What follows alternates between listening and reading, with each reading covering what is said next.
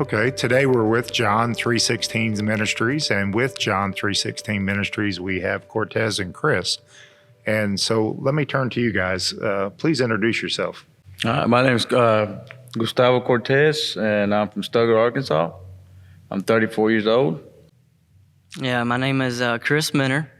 I'm from right here in Saline County. I'm 36 years old. And tell us your position with John 316. Well, mine is I'm an instructor there. We both are. It's once you're a resident and you graduate, man, you can stay on and be a blessing and help lead other men the same way you were led. Instill them with the same hope. That's great. So I know today and in years past that you have come to Benton, Arkansas to be a part of this Amplify Festival. Tell us why. Man, it's we teamed up together. Josh and Matt that have started Amplify. They have a heart. They have a heart to share the gospel. And my dad actually introduced them since I was in the ministry to John 316 Ministries. And my dad was like, man, there's this bunch of red shirt guys running around, and they can do anything for Jesus. They have a heart for this.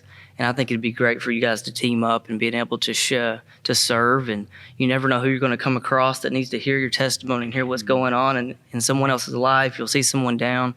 And it's just been encouraging to team up, to work together, to be able to further the kingdom. That's great. I noticed the red shirts are increasing here. How many people from John 316 are volunteering here at Amplify? There's going to be around 124 guys that's going to be here at Amplify volunteering. That's tremendous. Yeah. So tell us a little bit about John 316. How were they created? How did they come to be?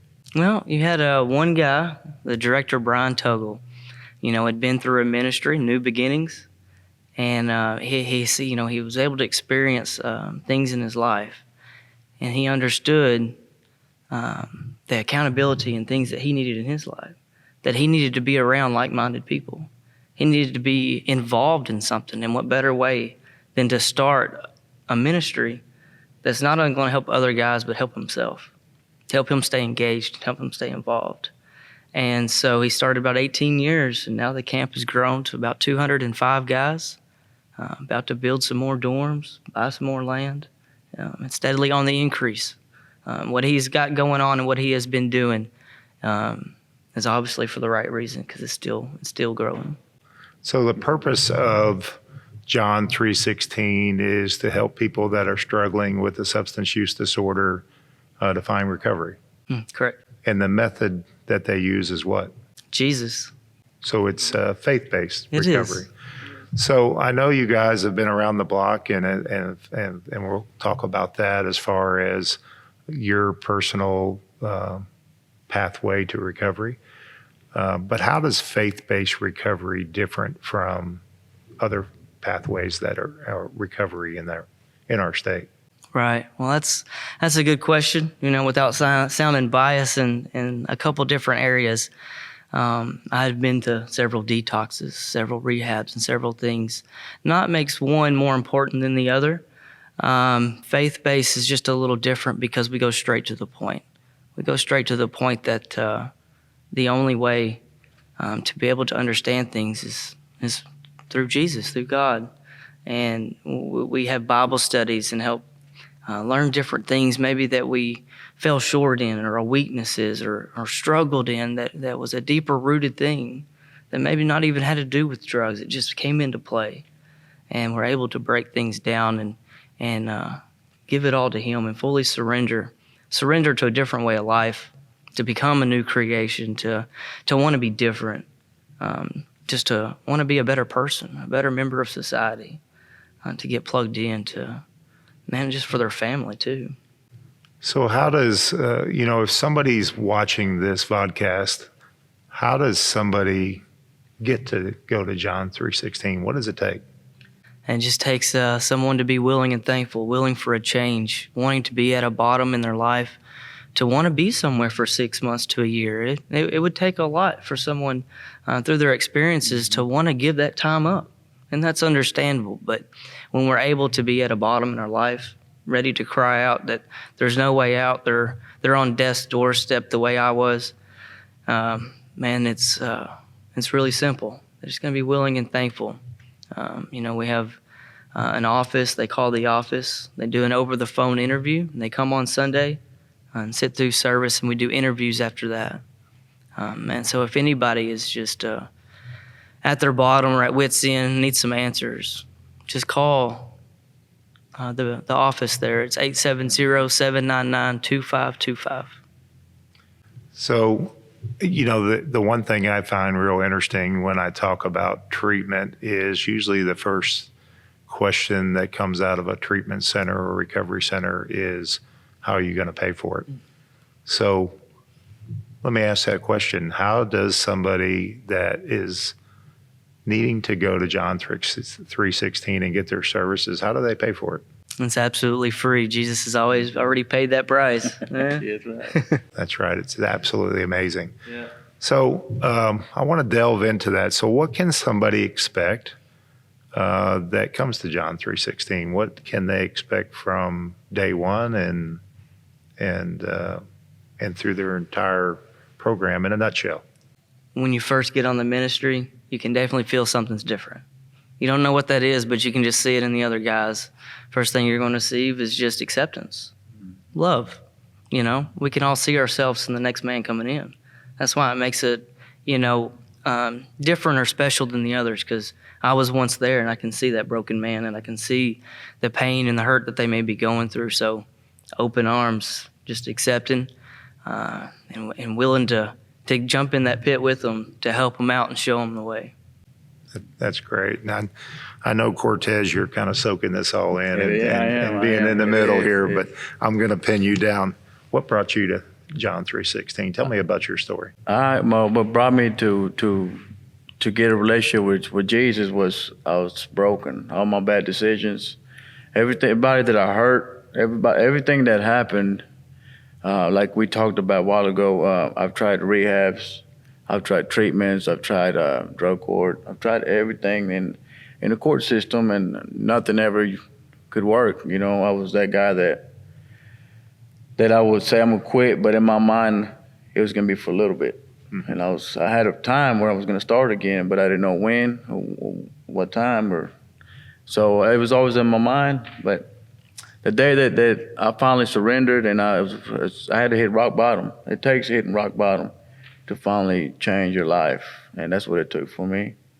I cried up for help. I knew that there was nobody else to go to. Mm-hmm. And that's when John 3:16 opened the doors for me and gave me an opportunity to be the man that God intended me to be. He made me to be, and be the father to my kids. I was hopeless. Didn't have nowhere to turn. My family even turned on me, but it's just called tough love. They needed to do that.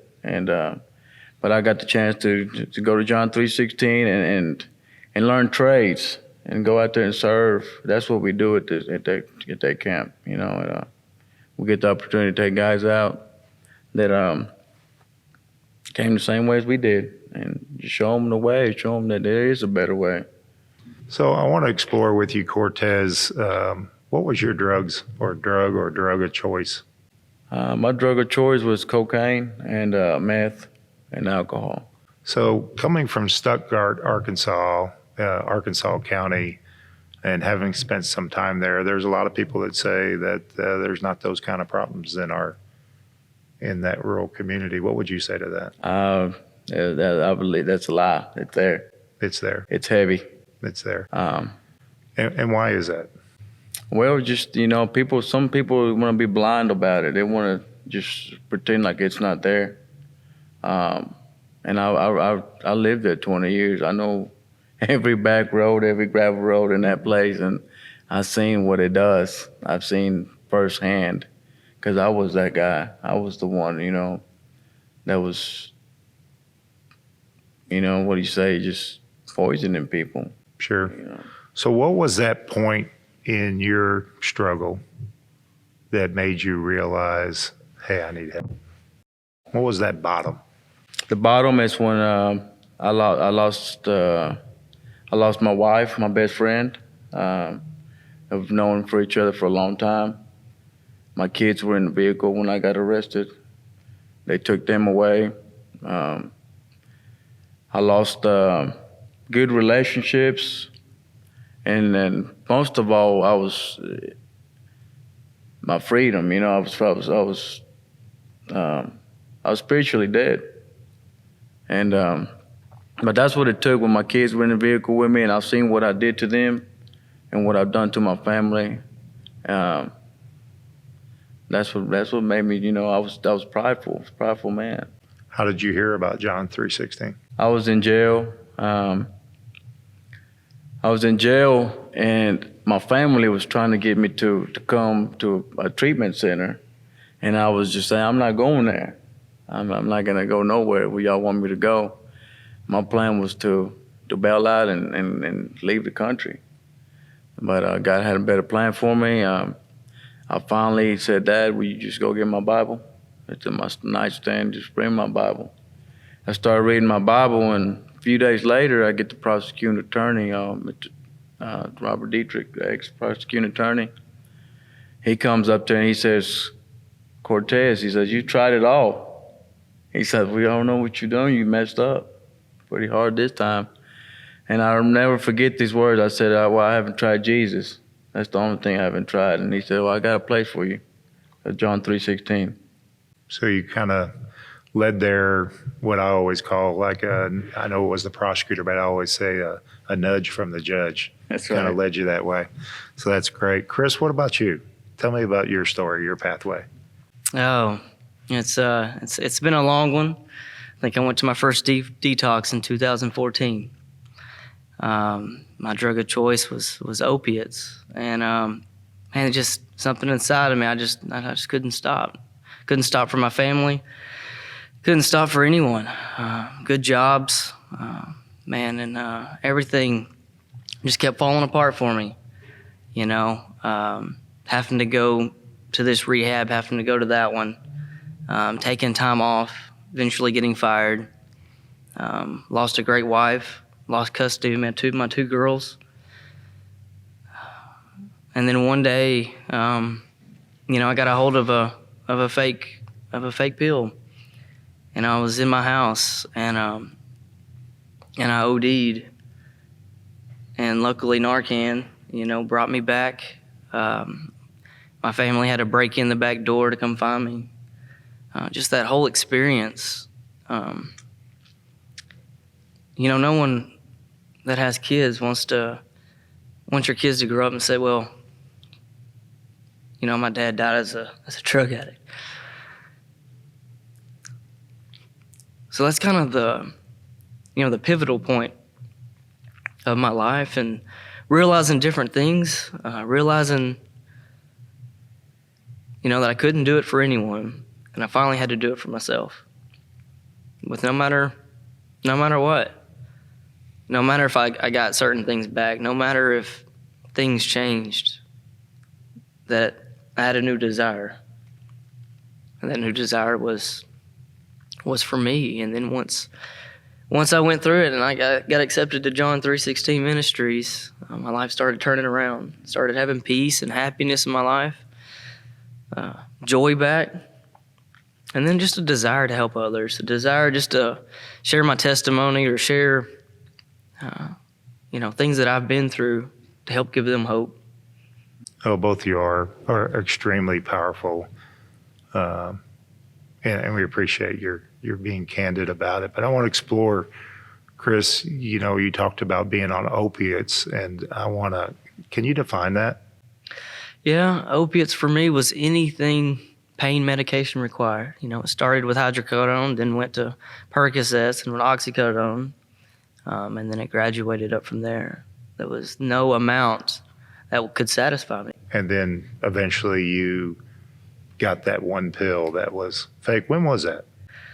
That was actually, it's August. It was 11 and a half months ago. 11 and a half months ago. 11 and a half months ago. And it turned out to be straight fentanyl. And I know you guys have the ability to hear so many stories and experiences and keep up with what's going on out there, how prevalent are the fake pills out there, and how, with this audience that you're bringing in, how much would you say a lot that you're seeing now are fake pill type overdose situations? Now, I would say 99.9%. 20 years ago, it wasn't that way. 20 years ago, the amount of prescription, real medication was on the streets, and now it's not. So they found a new way to get more on, and they just started making them. Right. So I want to touch base with you on something else you said about Narcan. So what do you remember about that when you woke up? Oh, when I woke up, that was a whole nother experience. I thank God that for Narcan. If it hadn't have been for that, I wouldn't be here for today. I aspirated in my bed for 6 hours before somebody found me, and it took 2 shots of Narcan. Thankfully, they brought me back. In the moment, I was shaking, and I was kind of like, what happened, and kind of scared and nervous. It just kind of woke up. But if it hadn't have been for that, I wouldn't be here today. Well, I know you guys have the ability to hear so many stories about people's recovery there at John 3:16. What do you think would be, and it might be different for each of you, and I get that, would be the most inspirational story that you heard? What story resonated with you? Every single guy. All their stories are good. Every single guy that's been in the ministry has got their own story and own testimony. There was a guy. There was a guy that graduated not too long ago. In the same shape that I was in. And just seeing the transformation. Didn't want to have nothing to do with any part of it. But once he realized things in his life, and he could see from us and see from other instructors there, just blessing after blessing. He got his family back, got remarried, got a good job, providing for his family, just helping other men, doing, talking at churches or talking at peer recovery groups or whatever, just talking about things that he's gone through. And to see that man come from where he came from and where he is today, there's hundreds of those stories. That's fantastic. So what would you guys say would be the most common problem that somebody coming into John 3:16, I'm not talking about their substance use disorder, but what's their adapting problem when I come in? What do I have to get over to see the light? I'll say 100% of that is pride. It's a lot of pride, because it takes a man to say that I am going to die if I don't get help.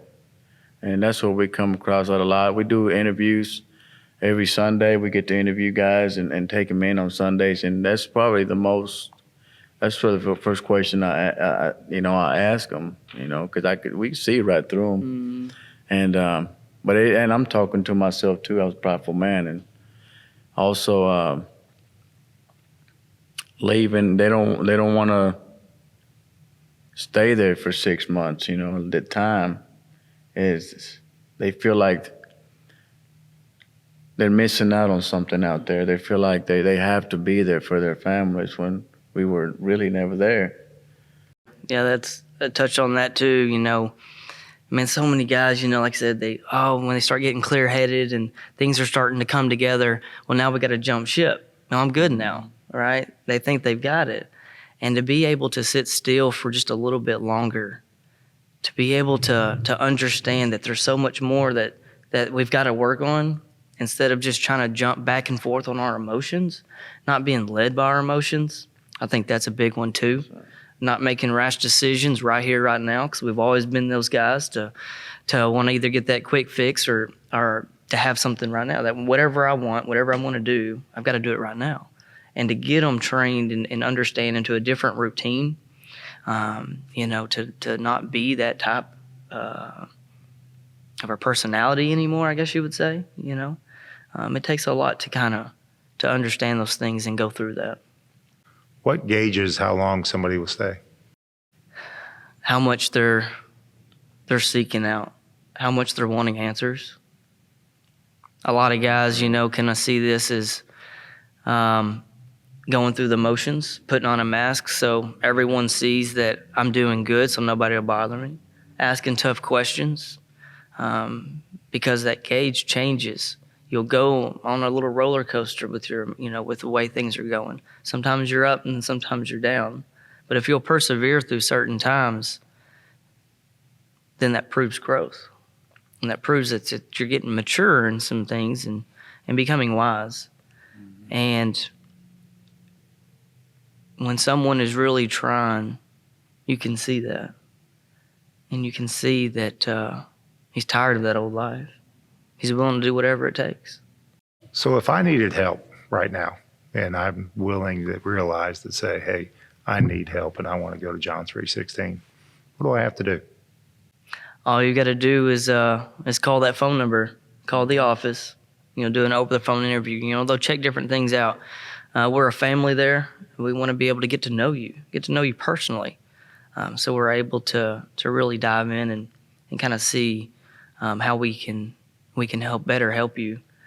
So once you call that phone number and you come to service on Sunday, every Sunday at 9:45 we have service, and you'll sit through there with your family.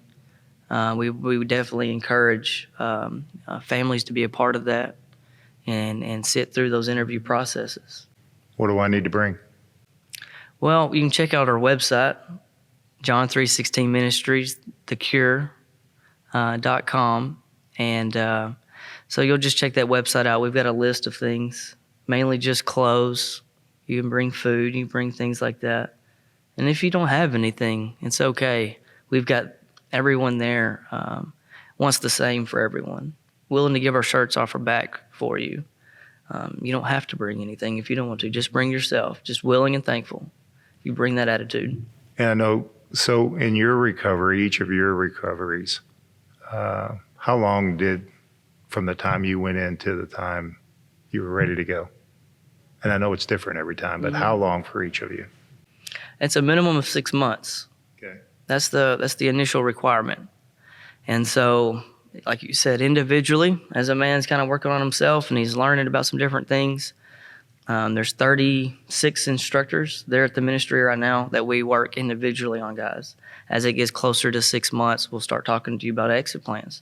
Start talking to you about your future, where you may want to be placed, on if it's going back to your hometown, which sometimes is not good. Going back to family, it just depends. We have transitional houses in different parts of the state, including Mississippi and Missouri, being placed in a different environment to transition through, from, a protective environment to out in the world, as we say, starting a job and just getting more help as you get out there. And some men, as they're getting closer to 6 months, they'll start to realize, because that growth, they'll start to be more receptive to advice. And if we advise them to stay 2 more months or stay on to be an instructor to help other men, there's a lot of men that do that. So it's just case by case, You can definitely tell if someone has a desire to not want to do that. They'll do whatever it takes. So did you guys just stay on, or did you exit and come back as an instructor because you wanted to give back, or what's your all story? Well, my story right there, I said, I went to my first detox in 2014. So since 2014, I've been to 15 detoxes, 2 30-day rehabs, and this is my 4th 6-month or longer spiritual boot camp. And you may say, well, man, that's a lot, Did you not receive what you wanted the first time? And that's that whole thing I was talking about, the mask, just being there or doing it for someone else, not really doing it for myself. sometimes it takes to come through a place or through your experiences to actually learn. You know, I was a hardhead. You know, Dad always said, "Don't do that. You can't do it. You know, you're gonna bump your head or whatever." And I was the type of guy that says, "No, not me. I'm different. I can do that." I never wanted to listen to anybody else.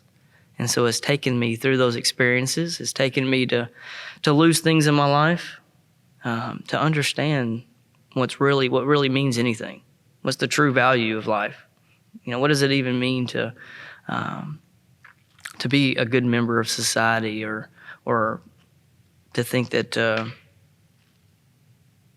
I don't know, to even, you know, to be that good father and son.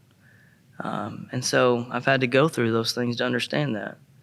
And this is my third time at John 3.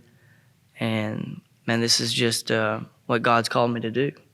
He's called me to be here. He's called me to help other men. He's not going to allow me just to do a little bit. He's got something bigger and better planned for me. And I've surrendered and accepted that. Cortez, what about you? I stayed my story is a little different. I was court ordered. You know, a lot of guys come in that are court ordered, and we were talking about how much time they got to be there. A lot of them got to be there at least 8 months to a year when they're court ordered.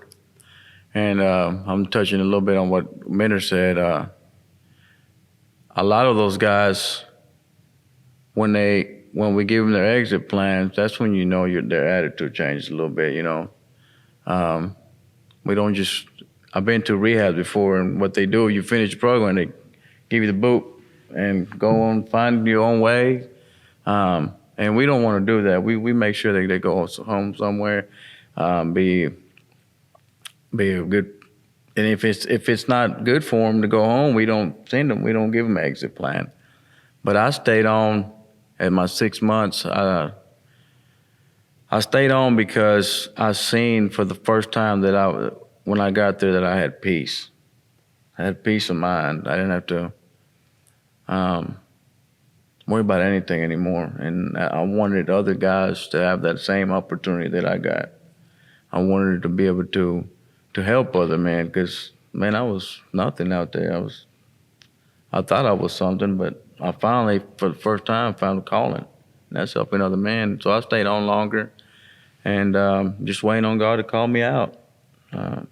But I just want everybody to have the same opportunity. Well, it's a tremendous achievement, not only in your own recovery, but to develop that servant's heart to help others. So we're very proud of you guys doing that. So know that. What would be, from each of you, what would be, if somebody was needing help and is listening to this broadcast, what would be the one thing that you would tell them? Someone is watching this right now, you know, and something that we've said or just our testimonies or different things, you know, that we've talked about and touched base with, stirred something up inside of you to want something different, you know, just to give you hope. You know, if you're watching, it's not over yet. There's always today. And make a good decision for once. You know, pick up the phone and call somebody. Doesn't have to be John 3:16 Ministries. It could be any place. It could be any place that's gonna help you do something different in your life. There's thousands of places and thousands of things to do. But you are worthy and you do have a purpose. So don't give up on yourself, and, man, just ask for help. Just call somebody. What about you, Cortez? There is a better life out there. There's you can be an uncle, a son, a father that God intended you to be, and it's just, if there's somebody out there that's suffering an addiction, I just want to let y'all know that there is a better life out there, guys. And just like Minter said, just reach out to somebody that can help you. Don't go hide in the darkness like we're all used to doing, and just with shame and guilt. We don't have to live like that anymore. There is hope out there, and it starts by just surrendering to Jesus, and He'll lead you, and let Him lead you guys. That's all I got. So I want to kind of wrap it up with a personal question to you, each of you. And Chris, I'll start with you. I'm saving Cortez for last.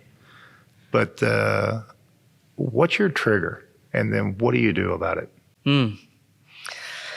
My trigger really is just being lonely or bored, discontent, not being content with the way things are going, the way I think they should go. And the reason why I've been to so many places is because I've never done anything about it. But, you know, what better time to start than now? You know, today's a new day. You know, it's what we teach. You know, our past is in the past. All we got to do is just pick up today and start making the next right decision. And so that's kind of what I would do. Cortez? Mine would be that idle time, having too much time to myself, too much thinking on my own. That's what this place is so amazing, because you get relationships with like-minded people that you can reach out to. But yeah, it's just having a lot of idle time in my hands, and it's very dangerous for me. Thank you for that. I really appreciate your honesty, and I think that so many people can learn from what you guys have been through and endured, and what you guys are doing to, one, to achieve your own personal recovery, but how you're helping other people to achieve that inspiration that recovery does work. Mm-hmm. Yeah, I could add one more, thing on that. You know, just like Brian Tuggle says that, man, I'm nobody without having someone else to help out. I'm nobody without other men at the ministry. I've got to have this place, and I need this, even though I'm an instructor and Cortez is an instructor. If it wasn't for being able to help other men, if it wasn't having a ministry that I felt needed in, right? We all like to feel needed, like to feel wanted. And if I didn't have people to push me to do more than I even thought I could do, to even talk, right? To even talk on things or on camera or to share that. If we weren't pushed to do more, we've got to have people around us that want us to do those things. That's going to continue to propel us to be somebody better than we thought we could be. And if it wasn't because of John 3:16 Ministries, if it wasn't because of new men coming into the ministry every Sunday, then I wouldn't have a calling. I wouldn't have a purpose. And it's because of that. That's what keeps me doing good. I guess a question that I really want to explore with you both is, you all had family intervention through your course of your struggle. What does your family think now of what you're doing and where you're at in your life? Oh, my family couldn't be more proud. Couldn't be more proud of the way things are going and where I'm at. They see the need. They see the need of me being there. Of course, my mom misses me or wants me to come home so she can be selfishly have time for me. But she sees the good that I'm doing. She sees the purpose that I have. So she's accepted that because of through my experiences, she's understood now. She understands why I'm doing what I'm doing, that I need this more than anyone else does. So they're 100% in my corner. My dad's here today just to help serving, just to help be around us, be around the red shirt guys, because it's helped him in his life and his relationship with Jesus. You know, it helps families just as much as it helps the residents. 10 to 15 members of a family is affected just because the first day they've walked through the doors. Not to mention the time that they spend there and the encouragement that they get to do better, to be somebody different. You know, that it is okay to do that. Great. Cortez? My kids, the day I graduated, I got to see my kids for the first time. They came to my graduation, and my little girl, my son asked me, he said, "Daddy, why ain't you coming home?" And I told him, I said, I had this talking to a 5 and an 8-year-old. It's kind of hard, I'm not coming home. But they understood after I told them this. I told them that Jesus wants me to stay. He wants me to help other men. I reminded them of the story what happened to me and them that day.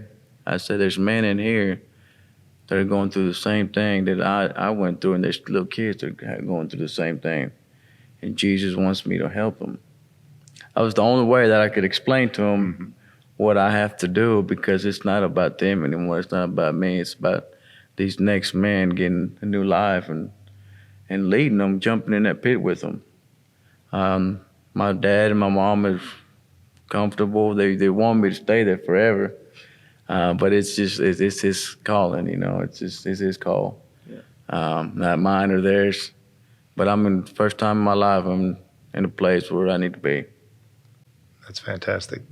So this will be my last question. You guys have had the opportunity to be at John 3:16 for the time that you've been there. And I know you have had the ability to see people that have graduated before you and come back. Mm-hmm. How inspirational is that?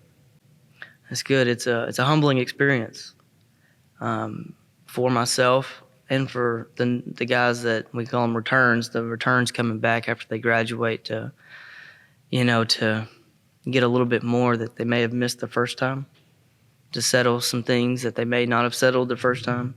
It's a humbling experience for them and for me to be a part of that with them, to help those guys in the same way that I've been helped, just to give back in the areas that maybe I can help through things since I've been there a few times, to give just a little extra motivation, because there's a lot more shame and guilt that come with the second time, because you've known all the right answers. You've known all the right things to do. So it's like, why didn't I do that? So we're able just to help them just a little bit more on the different things that may not have missed the first time. Same thing with you, Cortez. Yeah, the guys that come back, I look up to those guys because they know where they found life, they know the truth, and they let all that go and decided to come back again. I believe God has a purpose for those guys that I can't reach. I can't reach some of the residents because I haven't been out there as a new Christian, but they do. I believe God brings them back to show them what it's like out there, and something that I can't teach them, they can teach them. So I think they have a purpose too, and then there's nothing wrong with that. Would it be safe to say that your graduation and your accomplishments, and then seeing those other graduates come back, makes you a part of that family or that team and that fraternity that helps you defeat your triggers? Absolutely. And absolutely, it just adds a little more accountability, a little more awareness, a little more urgency that maybe that I didn't understand the first time, how serious it really is. That's just, all it takes is one. All it takes is that one to change everything in your life, no matter what you may know or what you may be going through. And it makes it more real, makes you appreciate things a little bit more, a little more grateful today than maybe in the past. Good deal. Well, I want to thank you both for being here today and the inspirational messages and the inspirational work that you're doing. You demonstrated you truly are models of recovery, and John 3:16, and I'm sure they're very proud of what you represent for them. That's right. Thank you. Thank you. Thank you for joining us for Ending the Arkansas Opidemic. For more information, contact us at artakeback.org or our Facebook page at Arkansas Takeback. Also, feel free to download the Arkansas app. Most importantly, roll up your sleeves and feel free to jump in and help us defeat the Arkansas Opidemic.